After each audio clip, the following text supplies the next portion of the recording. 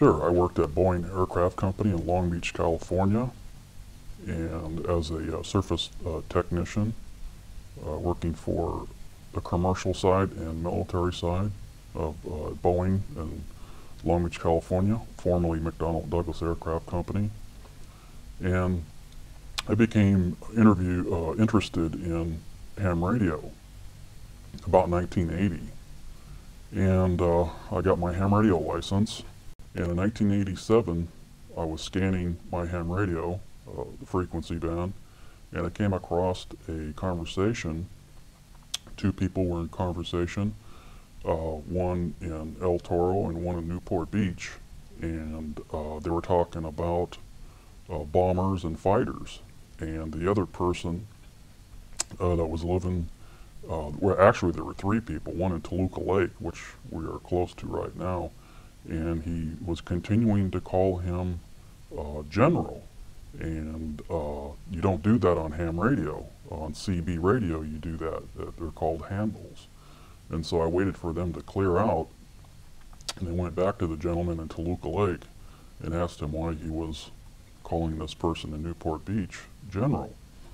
And he told me that he would talk to me about that off the air, in which I had then gave him my phone number, and at the time I was in Signal Hill, and I told him to give me 30 minutes to get home and to call me, in which he did. And he called me and he informed me that the reason why he was referring to the person in Newport Beach as General is because he was a general, and this was 4-star General and Chief of Staff of the Air Force, General Curtis Lemay.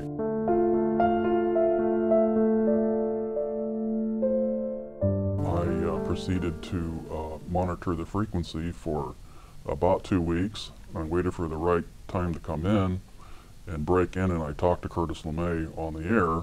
I took it upon myself to drive down there. I looked up his address using the FCC database in Long Beach, drove down to Newport Beach and rang his doorbell, electronic security gate, and his wife Helen let me in. And I was looking for the doorknob, and I couldn't find one because they didn't have a doorknob, and so I just grabbed the gate and went in. And as soon as I walked in the front door, there was a big bust of Curtis Lemay depicting him as Chief of Staff of the Air Force. And that blew me away right there, and then I knew this was Curtis Lemay. And we sat down and talked in his den. He put his feet up on his coffee table, which there were Air Force magazines sitting on top. And directly to our left was a picture of him in the White House with President Kennedy. Curtis Lemay was fully dressed in his uniform. And I asked Curtis Lemay, and I said, Kurt, and I said, when you were in the Air Force, out of the 100% of sightings that came into the Air Force, how many of them were not identified? And he said, out of the 100% that came in, only 35% of them could not be identified. And I asked him, well, why couldn't they have been identified? And he said, because the craft are too damn fast. We can't catch them. In fact, he used some foul language in there too, in his explanation. And then I asked him about the Roswell crash, if that really occurred. And he looked over at me and he shook his head yes, that it did occur. And I said I was particularly interested in the strange writings that were found inside. And I said, were they ever deciphered? And he said, far as he understood, they were not deciphered when he was in office. And then I asked him about if he ever knew where these things were coming from. Their point of origin. And and he looked over at me again, and he said, he said, don't give anything to the CIA. He said they want their hands into everything. They usually do get their hands into everything, and they get away with it. And I said, what about the FBI? And he said, no. And he said that's all wrapped up within the Central Intelligence Agency, and they took it away from him. And he was angry. He was angry about this, and in fact, he became so angry he coughed, and he grabbed his stomach as if his stomach hurt. What I found very interesting about Curtis Lemay is that Senator Barry Goldwater tried to get close to the truth. Of course, that was many years ago before I met Curtis Lemay. And when I sat down to talk to Curtis Lemay, he was kind of apprehensive to talk to me about what I was asking him about. And so I mentioned that I met the former chief agent of the Los Angeles FBI, Richard Britzing, and he didn't know him, and then I mentioned a CIA agent who I met, whose name is Brett Merrill. He's now passed away. Was living in Long Beach for a while, then moved to Layton, Utah, and then he passed away from cancer. He didn't know this gentleman either, but I told him what they told me, and then Curtis Lemay started to open up and talk about what he told me about Roswell and the crash that had occurred. And he told me that he was aware that it wasn't ours, it wasn't the military's, the Air Force or the Army or the Navy, and it was highly strange. It was a highly strange vehicle that crashed, and he took over the office from General Nathan Twining. Nathan Twining never told him anything either, and apparently Curtis Lemay was not aware of Twining's involvement in Majestic 12. And by the way, Majestic 12 is real. MJ-12 did exist, but it does not exist today. The name was changed. The positions are still the same. Henry Kissinger is very well knowledgeable about what's going on. Henry Kissinger was in the loop, as I was told. And who told you this? a friend of mine that worked at the NSA. He told me this. He saw Henry Kissinger's name on documents. He saw George Bush's name on some of the documents. He was made aware of what's going on in about 1978. Reagan was fully briefed on the alien presence. Reagan told Mikhail Gorbachev of Russia about 75% of what's going on, and then Gorbachev became very, very close to us. I find that highly strange. CNN reporter in Washington, D.C., the second time that Gorbachev came to America, CNN reporter was able to interview Gorbachev and his wife when they got out on the street and they drove the security detail up the wall. And a CNN reporter asked Gorbachev, do you think we should get rid of all of our nuclear weapons? And his wife stepped in and she said, no, I don't think we should get rid of all of our nuclear weapons because of alien spacecrafts. Now CNN put this story on for the half hour, the CNN headline news, and I heard this and I jumped up and put a blank tape in to record the next half hour. Well, that story disappeared, and you know who did that, who intercepted that. That was the CIA that got involved with that, because I know they were monitoring CNN and all international headlines at that time, and they squashed that, but I heard it, and this tells me that my information is correct about Ronald Reagan and from my NSA source, and it's just total overkill as far as I'm concerned, and it's just Congress needs to know about this information.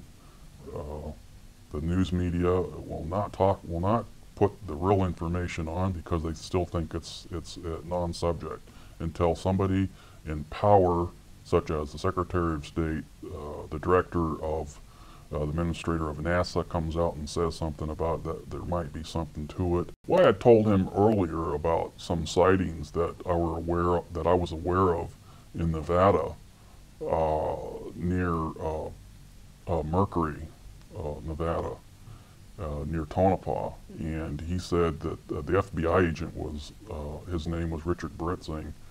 He's now head of security at the Mormon Church in Salt Lake City, Utah, and he had referred me to the United States Air Force office in LA near the Los Angeles airport, off of El Segundo Boulevard and the 405 freeway. and that they would be interested in hearing reports of close sightings, very close sightings, and even landings of these things.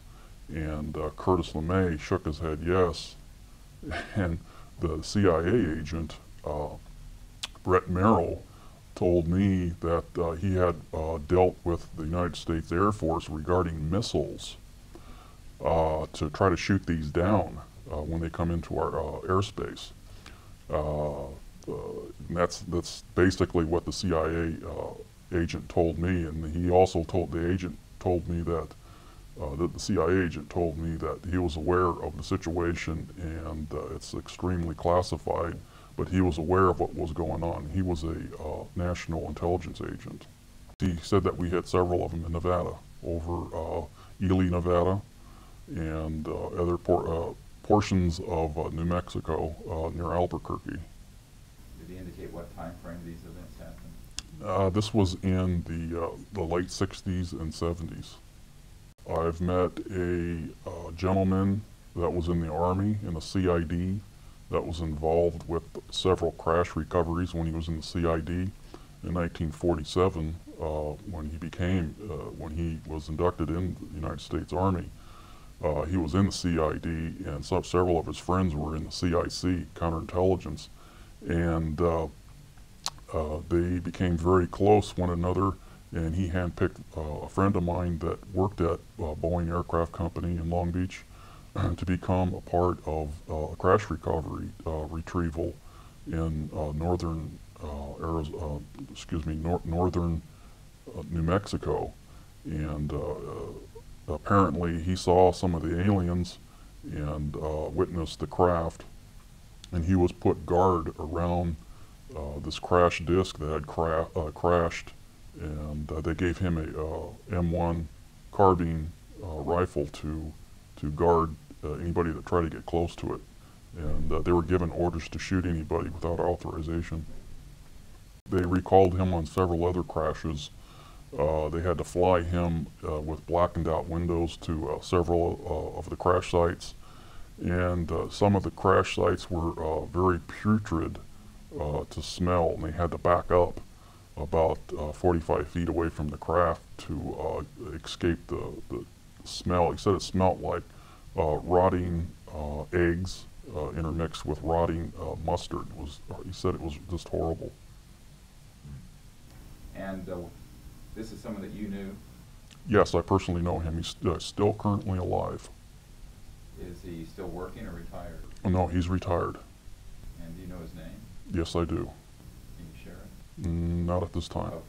Did you meet anyone else at Boeing that had been involved in this area? Just one of the security guards that worked there that was working for the Treasury Department, and he left disgusted because of the low pay, and he picked up a job at McDonnell Douglas Aircraft Company because of the better benefits and better pay scale, and he knew people in the Secret Service, and even some of those people in the Secret Service know about the alien connected projects, and that the phenomenon is real.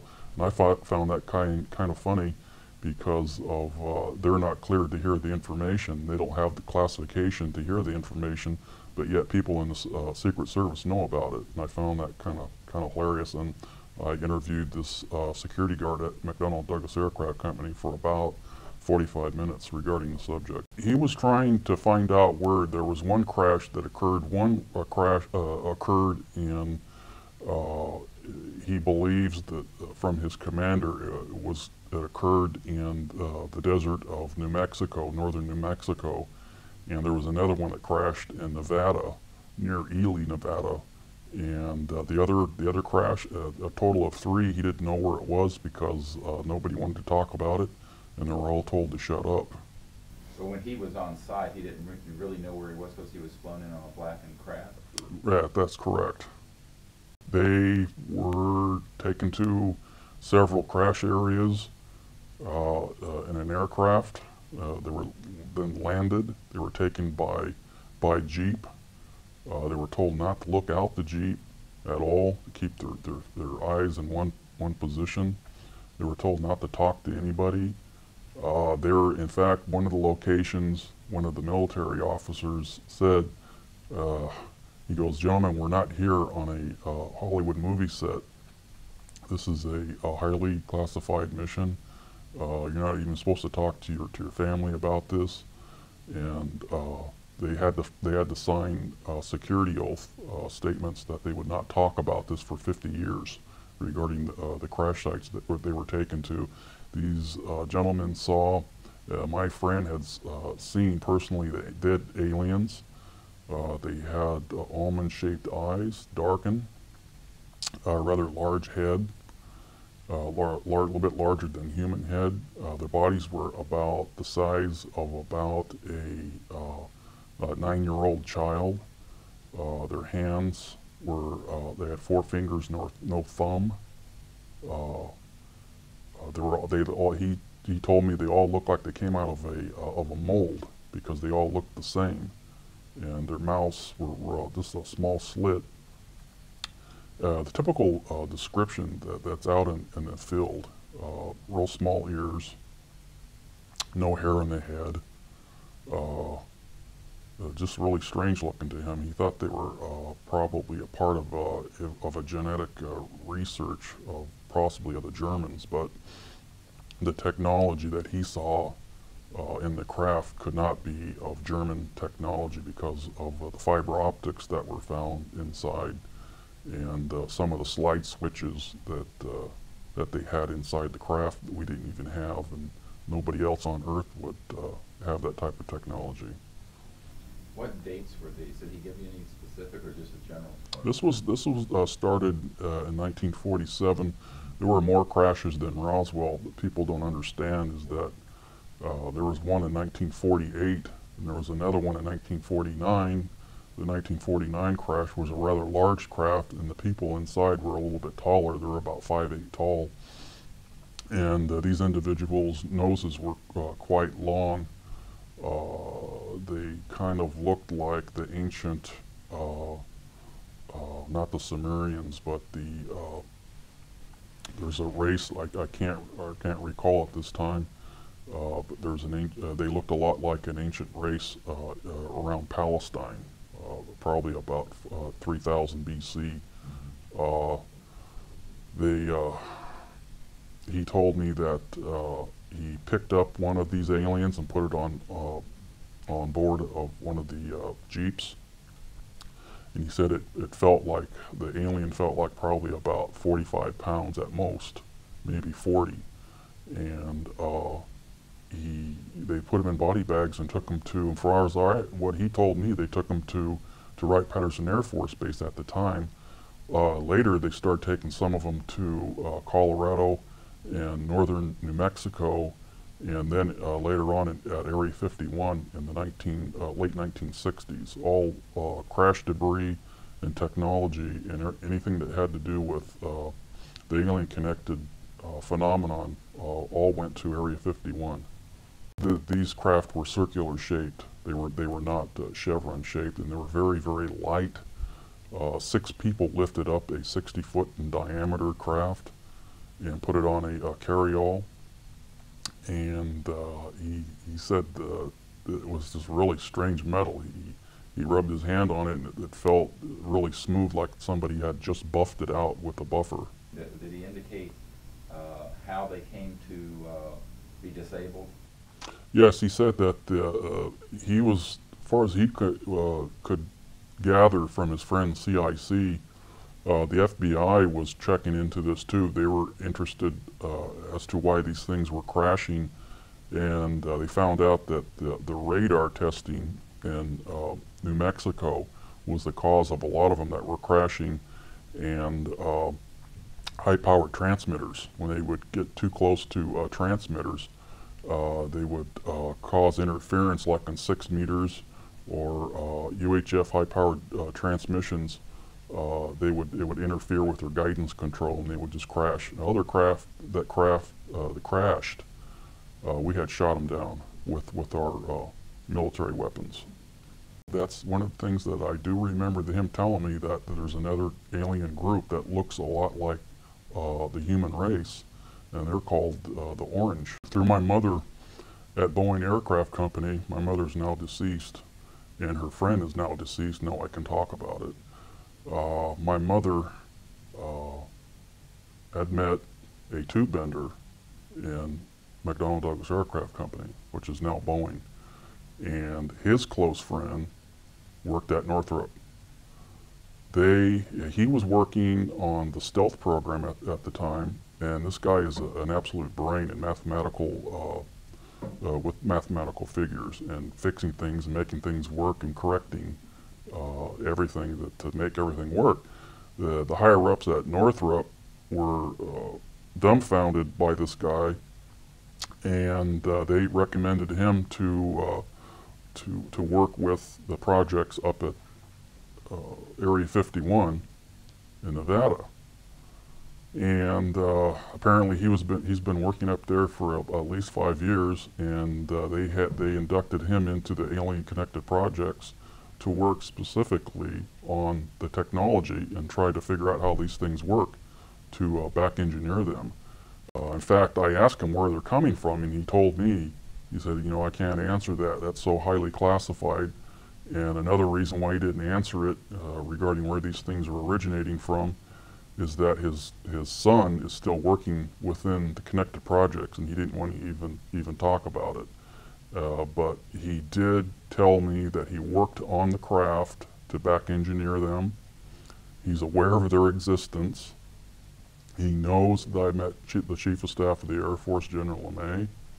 He told me several times of the testing that took place at Area 51, that some of them come up behind the mountain and they just blink out and disappear. And then they appear about 15, 20 miles away from where he originally saw it within about 20 seconds and just reappear and do that. These are made by humans?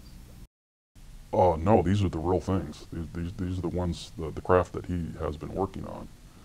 And they go. Who's doing this? This is us. This is our military testing these vehicles up at Area 51. And the vehicles were made by whom? By the extraterrestrials. I would like to work up there. And he said, you're better off working at Boeing because it's a very, very restrictive and repressive place to work.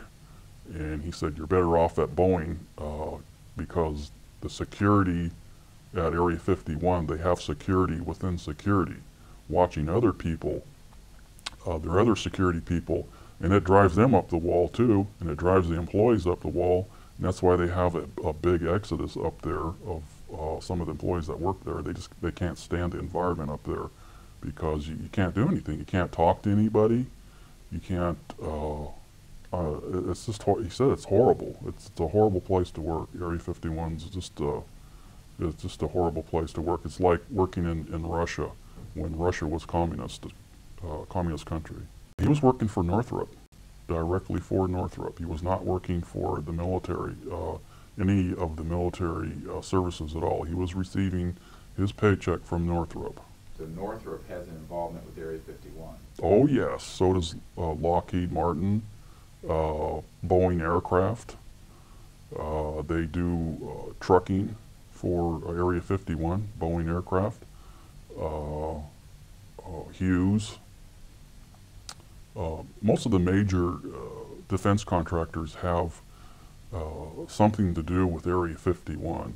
They're not let in to what's going on. They're not even allowed access to S4, Site 4, but they do truck for Boeing trucks for Area 51. I do know that for sure. I found that out from a friend at Boeing that told me that they were hiring up there for trucking for some of the military sites up there. And I found out from him that he had personally gone onto Area 51, escorted to Area 51 from the main highway. Did this contact, by the way, you say he's passed away now? Which one? The one you're discussing now. No, he's still alive. Oh, he's still alive. No, he's still alive. In fact, he knows where the aliens are originating from. In fact, I asked him that, and he's absolutely refused to discuss that, which I previously stated. But he's not at Nellis anymore. He's at Boeing. Oh no, he's fully retired. far as he understands, there is an underground area there, and there's a lot of extraterrestrial debris down below Area 51 and stored some sort of a containment area. And but he has never seen any extraterrestrials at Area 51 walking around and conversing with anybody there at Area 51 or at S4. It's just the craft and the technology that they're trying to extract from these vehicles to incorporate that technology into our fighters and possibly some of our space programs. Developed propulsion or energy systems from this study? Just basically laser technology and sound wave defense mechanisms. Sound wave to blow up tanks, buildings with just sound waves. And some of the laser technology came from these craft he told me about. And we're incorporating this technology from these craft at Area 51.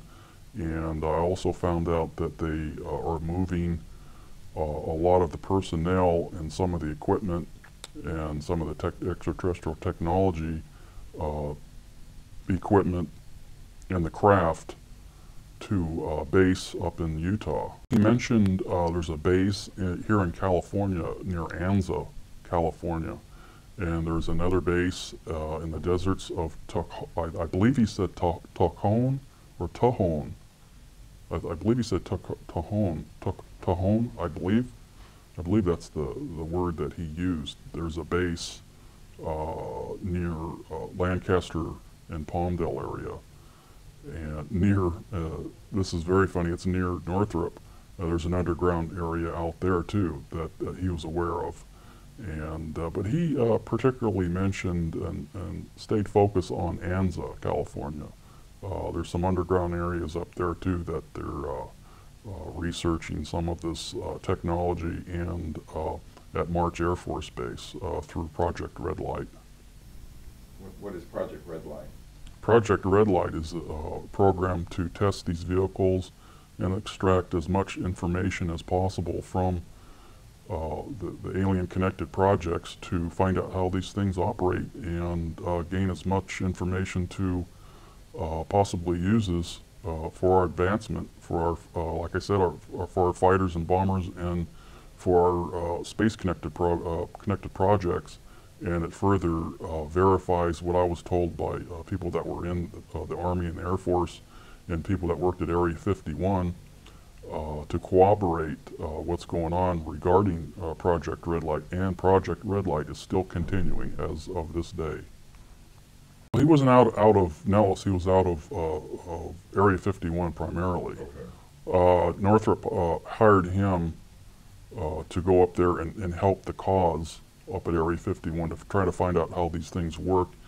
And I believe he started in 1980 and he left there probably about 1997. And by the way, Project Red Light and Project Grudge, they're all intermixed. The director of Project Blue Book, Robert Friend, told me this. He was fully aware of Project Red Light. And he formerly used to work at Fairchild in Redondo Beach on aviation and Rosecrans. And we talked for about an hour on the phone, and he was also reluctant to talk to me about the phenomenon until I told him that I met General Lemay.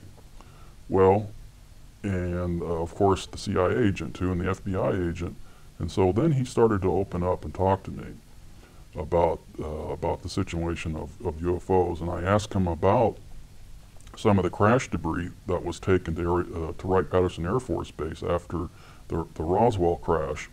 And he had told me that yes, some of the debris and the bodies were taken to Wright-Patterson Air Force Base in Dayton, Ohio, and some of the other stuff were taken to a base in Florida. And that shocked me because I never heard anything about a base in Florida, some of the crash debris being taken to Florida. And And then I told him, you know, I know somebody that used to work at the National Security Agency. He had a top secret Umber clearance, and he also told me about some of the information about the aliens. And then he really opened up and started to release information. And then, you know, I said, you know, I understand that you wrote Project Grudge Blue Book report number 13. And he said yes. And I asked him, I said, where are these crafts coming from? And he told me he didn't even know where these crafts were coming from. All he knew was that the aliens are real. He's aware that they're coming here, they're penetrating our airspace. They're trying to become close to us. The aliens want to become close to us for some reason or another. They want to try to look like us because they know something is coming. What that is, I don't know.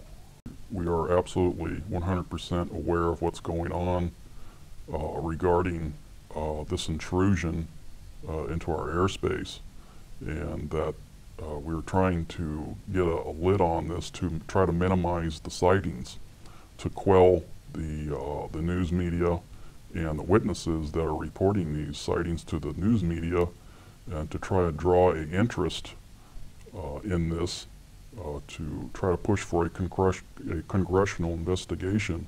And the Air Force didn't want this.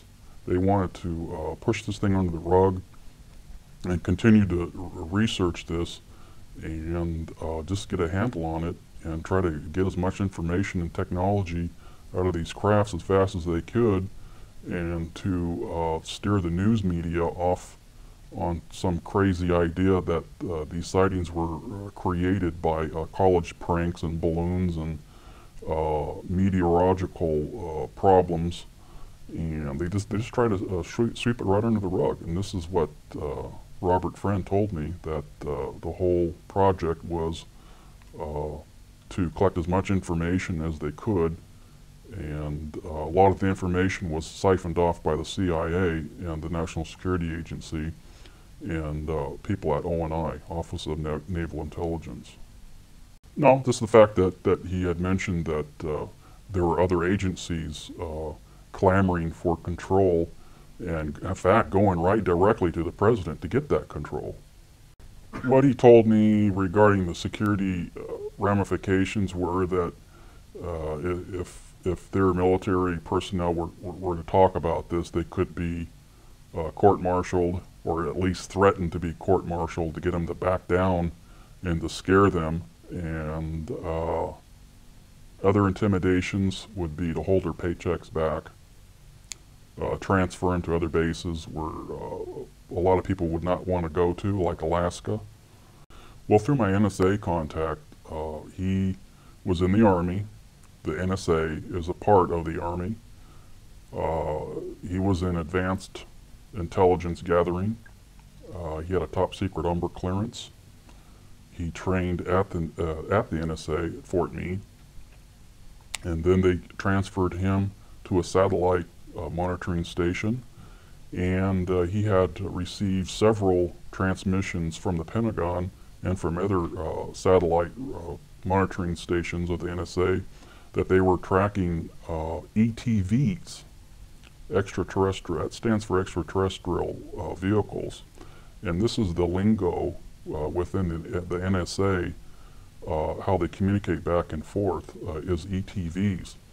Other military services refer to them as bogies, or a long time ago UFOs. Of course, now they're considered to be flying saucers. He had told me that the NSA is fully aware of the extraterrestrial presence.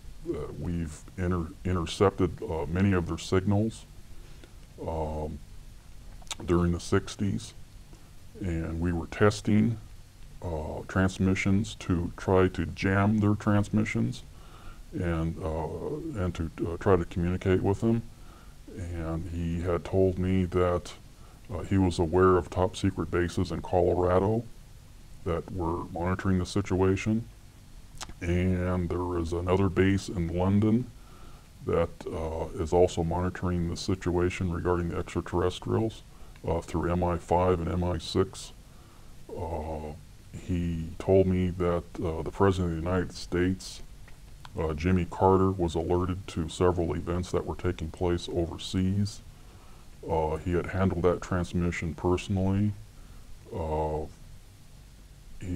What he basically told me is that the NSA is fully aware of what's going on in an area called the Puzzle Palace. Carter was brought up to speed regarding some events that were taking place over in Iraq and Iran, where several near misses occurred, and some of the Iranian forces, fighter jets, which we sold to them, United States military aircraft, they chased some of these vehicles, and their instrumentations went crazy. And one of the fighter jets almost crashed, but he pulled away from the object, the huge circular-shaped object, and he regained his control of his fighter jet. And he personally handled that traffic to the Pentagon through the NSA. It was all decrypted. In fact, Jimmy Carter was not brought into the loop. They, for some reason, the control group, they don't trust the guy for some reason. They don't trust Jimmy Carter. They were afraid that he would come out and make statements, blanketed statements to the news media, and they just didn't trust him. They didn't trust Jimmy Carter at all. They left him out of the loop. But he was informed by the Chairman and Joint Chiefs of Staff that these events were taking place over in Iran and Iraq, and earlier incidents were taking place, and they're monitoring our war efforts and what we're doing regarding nuclear bombs and other experiments, the aliens. He went in 1974, and he retired, he left the military, the NSA, in about 1985. He said that Henry Kissinger was involved with a study group back in the 50s to study the ramifications of this information if it had leaked through a credible source, what would happen. And they were to do a study and pass off classified information to outside study groups such as the RAND Corporation and other think tanks of this nature to study what would happen if this information were to be leaked out or to talked about from credible people as to what would happen. And Henry Kissinger headed some sort of a study group. Basically was controlled by Majestic 12 people, the notorious MJ-12, which is no longer called MJ-12. I'm trying to find out the new name of this group. In fact, my contact that worked at Area 51 knows the name of the group, but he's refusing to tell me the name because it was compromised in 1979, 1980. Basically, it's an oversight group intermingled with the National Security Council and the National Security Planning Group in Washington, D.C. It's an oversight policy group like the NSA and the National Security Council, but primarily there's a group called the National Security Planning Group that oversees everything. And Majestic 12 is intermingled with these people, the National Security Planning Group. They have full control. They alert the president of what's taking place, and he either authorizes or just says, hey, you guys go at it. They have full control. They have no congressional oversight whatsoever. They answer to nobody except for the President of the United States. But they're trying to push it aside away from the president now. Well, apparently that's correct. They no longer have that much control over these groups anymore. It's like a separate entity. How they're being funded, I don't know.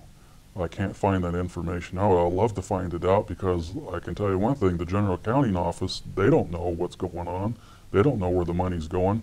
They don't know what these groups are doing, what they're studying, and they hide it all in black project operations. They could say it's for research on why ducks don't fly that much or something like that, and they would just hide it in top secret programs. And the president's losing control. He's just absolutely starting to lose control over this. That's why Carter was not brought into the loop.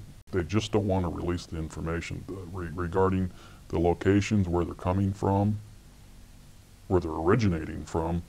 And some of the locations are from Earth. There's underground bases here at Earth where the aliens have constructed bases a long time ago, before Columbus even discovered America, from what I understand. These areas would cause a major upset. In fact, some of the areas were already found through some of the investigations done by a television network called Sightings. They found several of the underground bases down in Puerto Rico. That's the kind of information that the NSA is worried about, is releasing the tracking information, because people that know how to coordinate where things are coming from, like air traffic controllers, degrees, longitudes, and where they're coming from, they could find out more of these underground bases. And this is why the NSA is really afraid to release this information. And this is another reason why the government of Puerto Rico has now fenced off the area where some of these things are coming out of the freshwater lake down there. And we'll just buy off politicians down there to get these things done. Basically, that's the information that the NSA is refusing to release regarding the tracking. And they also cooperate back and forth with the NRO, the National Reconnaissance Organization, regarding tracking and intercepts, along with NORAD, the Air Force, and the Army. They're all in on it, and it's all connected with a top secret group called Magi Control. What did he tell you about Magi Control and how that operates? Magi Control is controlled by Office of Naval Intelligence. It's a top secret collection group like the Central Intelligence Agency and the NSA. In fact, the ONI is just like the CIA. It's a top secret organization within the Navy, out of ONI, to collect top secret information, collect information on foreign dignitaries, foreign leaders, the Alien Connected Project primarily. It's similar to the NSA and the CID. It's all encrypted information. They have agents out in the field just like the CIA collecting information. It's all very, very top secret. Operation Looking Glass is a top secret program, project, which is ongoing up at Area 51 to try to see into the future, to try to predict and actually to see into the future, a time travel, to find out what events will take place in the future. And from what I understand, it's currently ongoing up at Area 51 in connection with Project Red Light. Did they indicate, who let you know about that project?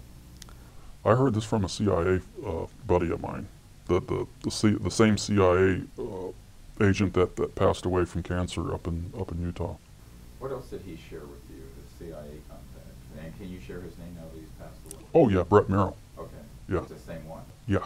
Did he share with you anything else? Because that's interesting. Did he share that there was actually a device that assisted in this sort of time travel?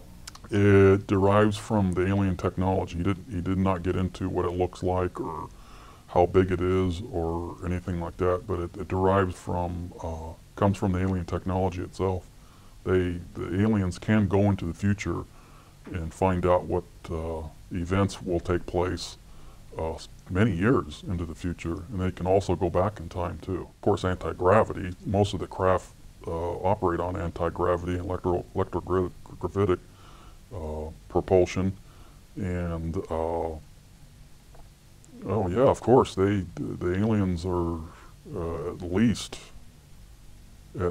4,000 to 5,000 years advanced in our current back in 1947, I would say, but we have jumped so fast in our technology, of course with their help.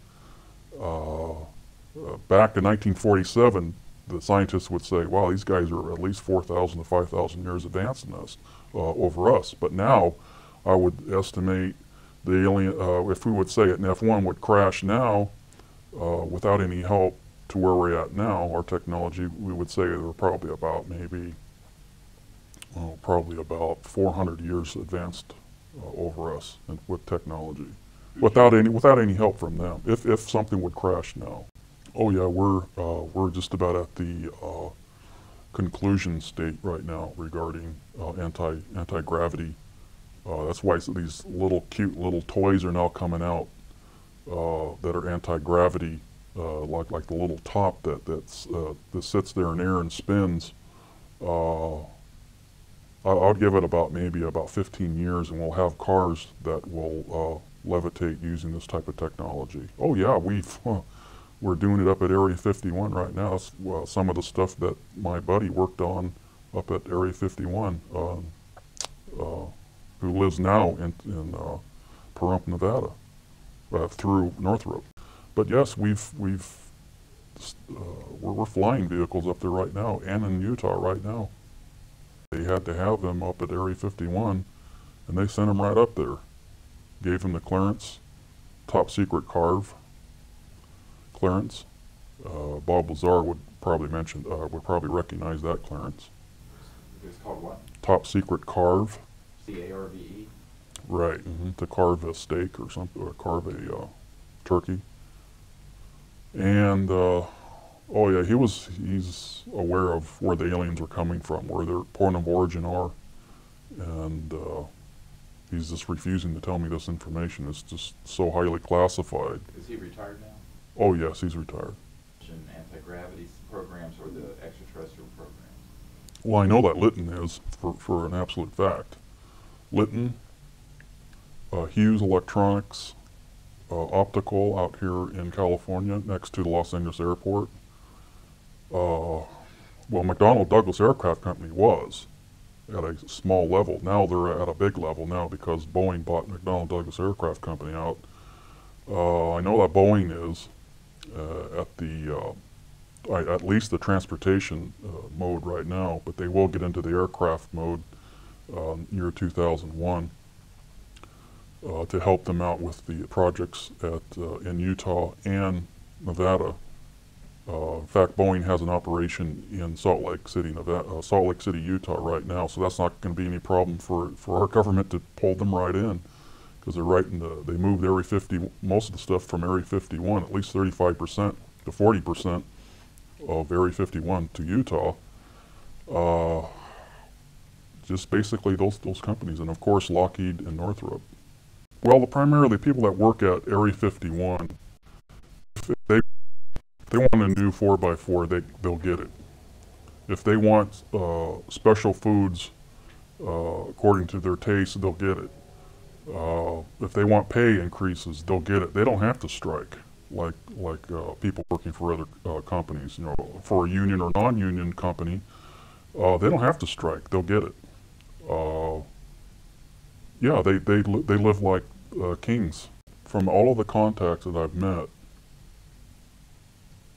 my final conclusion and my thoughts about this is that the reason why our government's afraid to release this information is because of religion. This would probably destroy how we see ourselves. I think they should start releasing some of the information that we have managed to collect on Mars regarding the face on Mars, which I know for a fact is real. In fact, I have another contact at NASA, JPL, that I haven't mentioned. I can't mention too much about it because he's still working there. Okay. Well, as much as you can. Well, the person that I know is very high up in NASA. He's not a director or an administrator, but they know what's going on. They know it's a face. They know that it was carved by somebody else other than us. The NASA, JPL, higher-ups and personnel there at JPL, they know for a fact in the imaging area, they know for a fact that the face on Mars is real, and it was not made by windstorms or trick of lighting or anything like that. They know for a fact that the face on Mars was made from an extraterrestrial race that came here to Earth at about 45,000 years BC and set up civilization here on Earth and went back and forth from Mars to our planet Earth to give us information and to further the race that they created, which is us. This is a shock to the human populace, and I think it's the big reason why NASA and all the governments, especially the United States, are refusing to release this information, because one thing will lead to another, and somebody will come to a conclusion that we were created by an extraterrestrial race that came to this solar system and set the planets in their proper order, which they are now in, and exploded the gaseous planet that which we call the sun. And thus God said, "Let there be light." This would be shocking to everybody here on Earth, and this is what they're afraid of releasing. And that's my final conclusion regarding this investigation and who the aliens are. I really feel that the aliens that were on the planet Mars came here and set up our civilization as we now know it, and they created these gray extraterrestrial aliens to watch over our planet to make sure we don't blow up their creation and their planet. I think it was Summa Corporation, because it had the little bug or the logo at the bottom of the corner. And after I got through folding that, I took it over to this old guy that was training me and teaching me and working with me, and he was the one pushing it through. And I don't remember his name, but I said, look at this anti-gravity chamber. And he goes, "You're not supposed to be working on this, and you didn't see that, and put it back and don't say anything about it before we get in trouble."